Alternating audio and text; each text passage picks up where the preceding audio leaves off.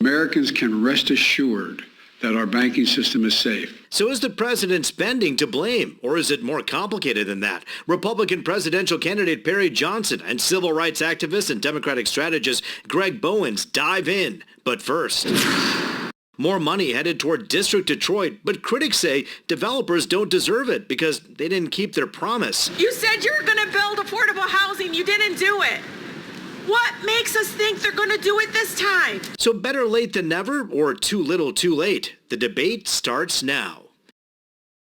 Time to let it rip. Pastor Maurice Hardwick, also known as Pastor Mo, is here, as well as the founder and director of Detroit is Different, Khary Frazier. We thank both the gentlemen for being here today. Two sides of the coin. Khary says, hey, nothing wrong with development, but on whose backs are we doing this development on? And Pastor Mo says, hey, man, this is good news for the city of Detroit with all the investment. So let's talk about it. 12,000 new construction jobs, $750 million over the course of 35 years into the city of Detroit, back into the coffers, helping people in the city of Detroit. Khary, you say there's more than meets the eye when it comes to this project. Why are you opposed? I mean, to use tax incentives, tax abatements, even tax captures that we're finding out more for a project like this, it's just not going to be profitable.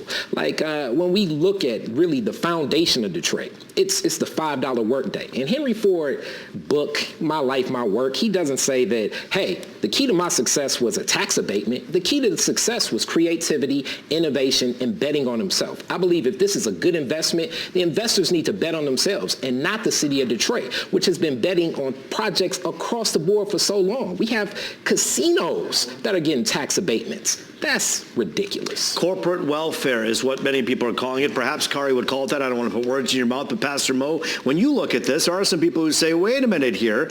The city is yet to reimburse Detroiters $600 million for being overtaxed, and here we are putting money into this project instead. Should we be addressing that problem first? Well, I call it go time. It's time to go. It's time to build. If you look at Chicago, Detroit has been doing a lot of work downtown, but it's in the infancy stages of what it needs to be in terms of our skyline, and it's time to build. It's not tax abatement is not tax avoidance. It is a sensitive, just what it is. And when you look at the history of that, it was the mayor that we loved the most, the man with the plan, Mayor Coleman Young, who brought that plan into Detroit with the hopes to make sure that we build Detroit and to bring revenue that would also be in development to the inner city. It was an exchange, and Mayor Duggan is wisely taking that same approach to get the state money to build in Detroit and to build Detroit up in every single way possible. I love this program. All right, but when you take a look at this program, we're talking about some people are very worried about the future, including what happens when the property value around that area starts rising because you start building these apartments, these restaurants, these sky risers, and then at the end, Khary, people are afraid they're going to be pushed out of the neighborhood. You think that's a real concern? Most definitely. Even when we look at what's happening now, we have two tax rates and two realities that have been going on for forever.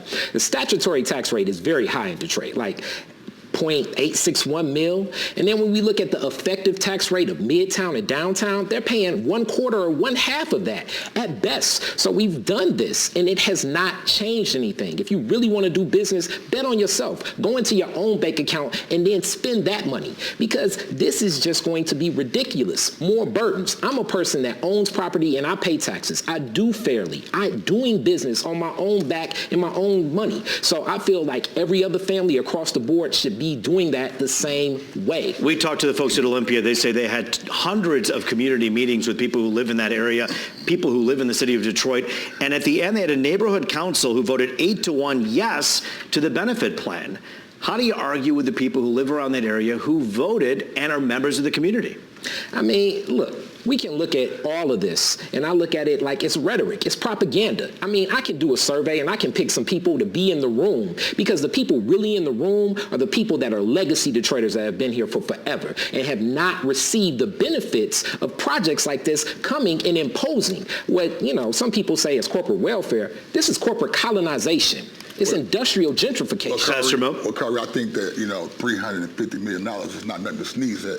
I believe that's betting on yourself. I also believe with the things that's wrapped around the initial investment, I would call it betting on Detroit.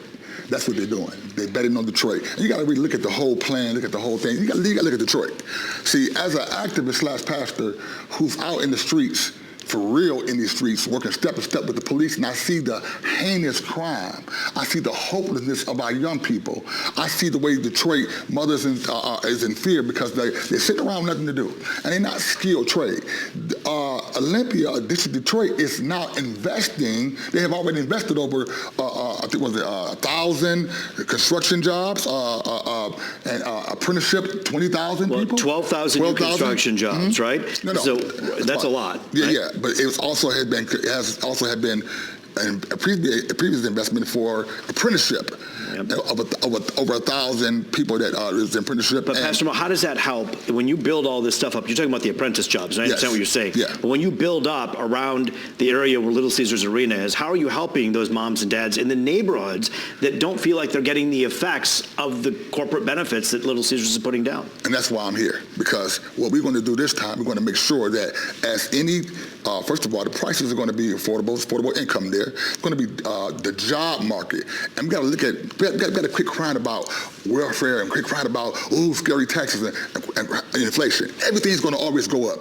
But with that going up, the pay rate's going to go up, and the job placement's going to go up. We're going to get them those jobs that have the great taxable income that can afford those places. Khary, 12,000 new construction jobs, and then after that, thousands of jobs that then sustain that area after that. Is that good enough? No, I'll tell you what should happen. We should take this same money and move forward what California's doing. This should be in reparations, because the greatest crime America has ever done is to my people, black people. All of these people, when we think about these situations, go on the backs, and you can tie back to what happened from Freedmen's Acts and so much more. This should be a fund for reparations. California's doing it. Other cities are moving forward. And we actually have a task force led by the great Joanne Watson, been a member of Encrober. This is the place of reparations rate. Instead of giving money to white billionaires, give it to us, because we're owed that, and it's only right. Repair that. And all of those people, we'll make our own businesses, make our own developments. We will move how we need to move instead of waiting for a handout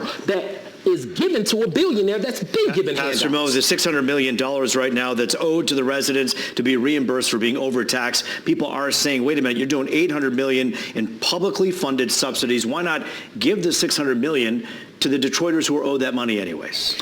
Well, see, that's I'm not here for that, because I had nothing to do with that. I don't even know a whole lot about that. It's people that say it's on both ends of that, say it's old. Some people say it was other things. I'm focusing on right now. See, I'm not crying over spilled milk. I want to know what's going to be on the table for now, for Detroiters now. And there's too many people in the parking lot pumping their fists and walking away with nothing. Our kids have nothing. So they come from hopelessness. That starts with running the streets, gunplay, murder rate. And if it ain't safe in Detroit, it's not, no business can get done when it's safe. That's why Mayor Duggan has got the great plan of Shot Spotter and Shot Stoppers. We're going to take that program of Shot Stoppers and go out and get those same kids and turn shooters into now apprenticeship or skilled tradesmen and build this city up the right way. I do have to ask you, Khary, when I said the neighborhood council voted 8-1 yes on this benefit package, the benefit package says, hey, not only are we going to build these buildings as the Illich family is going to do, they say on top of that, we're going to be pumping millions of dollars back into the city, including $1 million right for Cass Tech and their football field. You talk to a young man on the Cass Tech football team, you find out $1 million is coming from any corporation. Is that corporate welfare, or is that doing the fair thing and giving the benefits? It certainly is. The Illich family has been here for generations, definitely my whole lifetime. And really in the past couple of years, the Illich family, Little Caesar, has grown to the biggest pizza company in the world. Mr. Ross is number 52 on the Forbes list.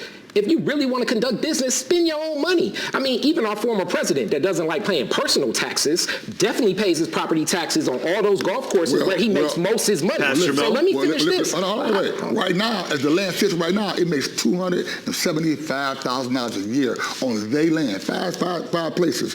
With this deal, you're going to have over $21 million a year, over $700 million in turn with the deal, with wraparound services that's going to build schools, going to bring education, going to bring jobs, going to bring fair housing, it's going to bring libraries. Okay, so it's going to benefit the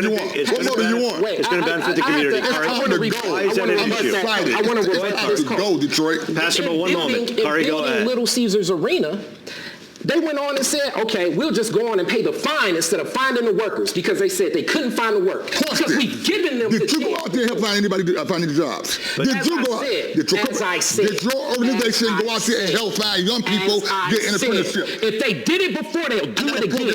And we would be fools to believe that it would be different. I'm making a statement right now on this TV. We'd be fools to believe it would be different. that I would be deeply involved. We're going out finding young Detroiters to get in this program, apprenticeship, to get these jobs. And Khary, haven't the trades in the last 8 years, I mean, this was 10, 11 years ago when they said we're going to find a certain number of people who are Detroiters to do the work. They paid the fine for not doing that, and they're saying that's not going to happen. You just can't skip over that. Khary, let me ask you a They did question. it once. They should. But They're Khary, looking like they'll do it again. in the last 6 or 7 years, the new Gordie Howe International Bridge and many other projects, because of the trades, the carpenters unions who are working with Detroiters to bring Detroit talent to those projects. Why do you doubt that that's going to happen here?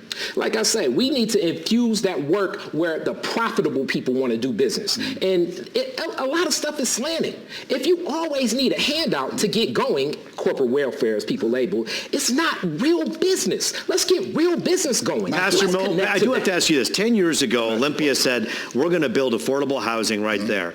People waited 1 year, 2 years, 3 years, 4 years, 5 years, 8, 9, 10 years, and nothing. To Khary's point, why should Detroiters who are watching suddenly trust this business? Well, because we got signed agreements. It's not just something they're saying. City councils is over there putting them They through the ringer. signed the agreements before. No. I'm at the meeting. I'm at City Council. I was at the community neighborhoods agreement. They putting them through the ringer. They want things signed. I'm gonna say this to ask you this, Khary, because you're an intelligent black man who I love, right? Would you agree to partner up hand in hand with me to go out and just get our young nieces and nephews to get these jobs and come out of the streets? That's something we can do. Would you really do that? Would you partner with me to get reparations for our people that are growing across the board? And then we can have our own businesses and we will pay them fairly as we always have. Do you care about our young black African American Detroiters? So let's work on that, but that's more important. Reparations. So Khary, reparations on one end, but you're talking about 12,000 new construction jobs. If you know for a fact that the majority of those are going to be Detroiters, would you be on board and happy with the fact that young Detroiters are getting that work? Look, the only reason why I push back on that is because the Illiches and Ross, I mean, these people are already in development. They already have enough projects. They can show good faith now by hiring those 12,000 people today. But the reason they're not is because they're using that as the incentive and the cloak behind. You know, it's a sleight of hand trick that we have to incentivize these billionaires to do business. They're already doing business with builders, construction people, marketing people, all the people that they say they're going to hire to this project. Don't cut your nose, spite your face. Don't cut your nose, spite your face. You got to be careful about trying to push people into this. And this, they have a right. This is America. They have a right to build and to do business. I agree, with their own money, not with my tax dollars. Khary, there are other projects out there that are publicly funded with subsidies. Free enterprise. And we know that there's a lot of electric car companies that are building. We know that there's GM plants, there are Ford plants. Many of them have subsidies. Why is this so different for you? Oh, it's completely different because we look at the position of Detroit. We even look at the infrastructure. I mean, the sewer lines, the waterways. It's so many other things that could be better well spent. And I really say we really need to support the reparations task force. That's where the money needs to go. And then when you sew that up, we'll make so many great businesses. Will you make sure that this company is held accountable for the projects that they're dedicating and this is passed? Look, it's me and it's so many others. We think about the Detroit People's Platform.